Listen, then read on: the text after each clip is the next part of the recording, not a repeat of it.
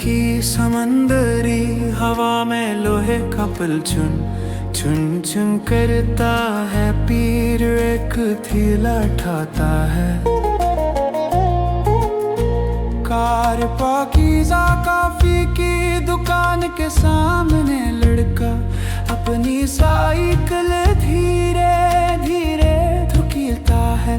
टरीफ client के करीब औरत रोटी की गुठरी तीक कर सड़क पार करती है।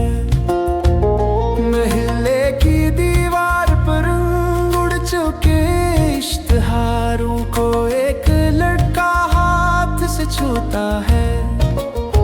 हम सित है रोज चलते हैं और रात हमारी आदत बन जाती है।